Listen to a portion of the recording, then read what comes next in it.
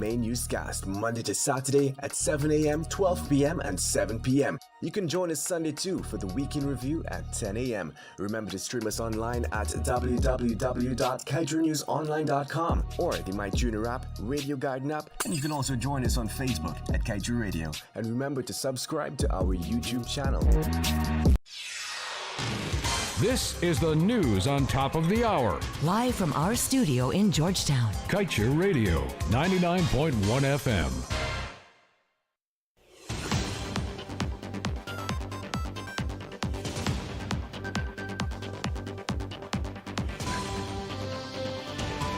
With your evening newscast for today, Monday, August 15th, 2022. My name is Joshua Van Slegman. Good evening and thank you for joining us. Let's get to the news in details.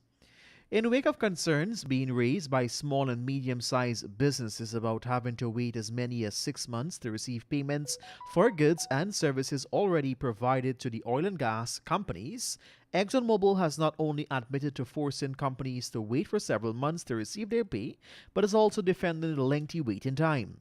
In justifying the extensive period in which businesses wait for their payments, President of ExxonMobil Guyana, Alastair Routledge, said that the costs are subject to rigorous process, which is an accepted norm around the world, and that their clients have the assurance of being paid, despite there is no definite timeline. The Guyana Water Incorporated on Sunday blamed an almost 2-day disruption of water in the capital city of Georgetown on a major breakage of a 20-inch transmission main at Church Street within the vicinity of the Indian High Commissioner. In a statement, GWI said technicians toiled throughout the night on Saturday to effect repairs under difficult circumstances. The water company said many of the transmission mains within the Georgetown Pipe Distribution Network are approximately 100-year-old and are prone to breakages, particularly under the pressure of heavy-duty vehicles. As such, it is a continuation of works undertaken at Newtown Kitty and Cemetery Road to replace and upgrade the old pipe infrastructure in the city.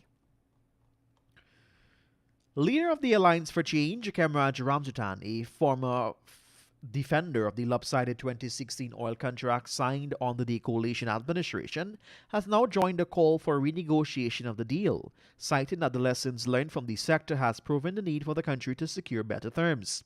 He admitted that the former administration erred by agreeing to the terms included in the contract, but insisted that the then government was pressed to make a decision that could serve as a new revenue generation stream, as the other traditional sectors were not performing well at the time. On Saturday, Ramjatan attended a consultation hosted in the U.S. where he attached his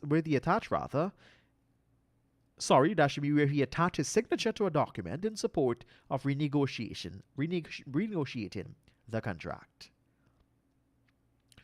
A U.S. $1 million loan from the Inter-American Development Bank is expected to provide critical training and certification to the public procurement officers in the National Procurement and Tender Administration, as well as ministries in best practices in public procurement.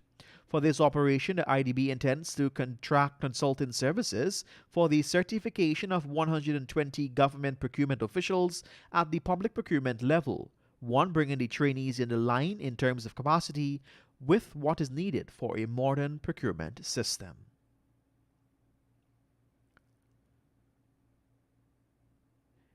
The Ministry of Public Works has issued an invitation for bids to undertake another project at the Cheddi Jagan International Airport. According to an advertisement, the ministry is seeking to construct a storage barn and workshop at the airport. The engineer estimated that the project would cost some $37 million. And just recently, Minister of Public Works Bishop Juan Edgell disclosed that the construction at the airport will continue even though Chinese contractor China Harbour Engineering Company has completed its part under the $150 million airport expansion contract.